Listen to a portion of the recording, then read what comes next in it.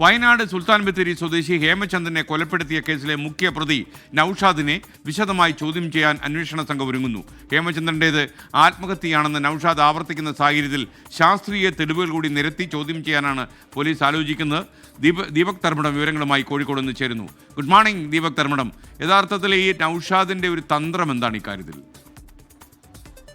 SKN ഈ police അന്വേഷണ സംഘം എല്ലാം പറയുന്നത് നൌഷാദ് ഒരു വലിയ പുള്ളിയാണ് എന്നുള്ളതാണ്.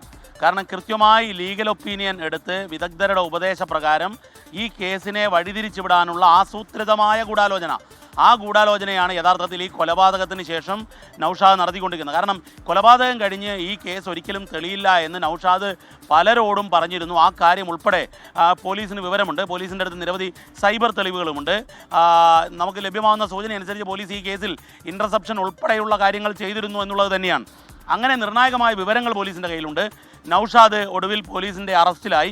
ഇപ്പോൾ പോലീസ് കസ്റ്റഡിയിൽ ചോദ്യം ചെയ്തുകൊണ്ടിരിക്കുകയാണ്. പക്ഷേ ഇതിൽ SKN ചോദിച്ച തന്ത്രം തട്ടിക്കൊണ്ടുപോയി ഞാൻ, പക്ഷേ എന്നാൽ കൊന്നിട്ടില്ല എന്ന് പറയുമ്പോൾ ഒരു ചെറിയ ക്രൈം സമ്മതിക്കുകയും, എന്നാൽ ഈ IPCയിലെ ഇത് നേരത്തെ നടന്ന ക്രൈം ആയതുകൊണ്ട് 2024 മാർച്ച് മാസം 20-ാം തീയതിയാണ് തട്ടിക്കൊണ്ടുപോയത്.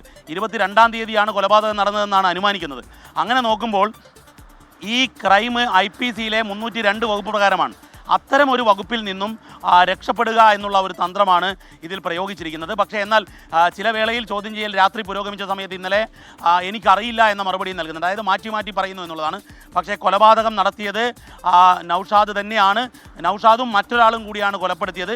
അതിനുശേഷം ഇത് മറവ് ചെയ്യാൻ, രഹസ്യമായി ഒളിപ്പിക്കാൻ മറ്റൊരാളെ കൂടി കൂട്ടി എന്നുള്ളതും നിർണായകമായ വിവരം പോലീസിന് ലഭിച്ചിട്ടുണ്ട്. മറ്റൊന്ന്, ഒരു വനിത കൂടി ഈ കേസിൽ പ്രതിയാവാൻ പോകുന്നു. ലിബ എന്ന പേരുള്ള ഒരു വനിത ഇപ്പോൾ വിദേശത്താണ്. അവരെ കൂടി ഈ കേസിൽ വൈകാതെ പ്രതി ചേർക്കാനുള്ള വിവരങ്ങൾ കിട്ടി. വിശദമായ അന്വേഷണം ആ കാര്യത്തിലും ആരംഭിച്ചിട്ടുണ്ട് SKN.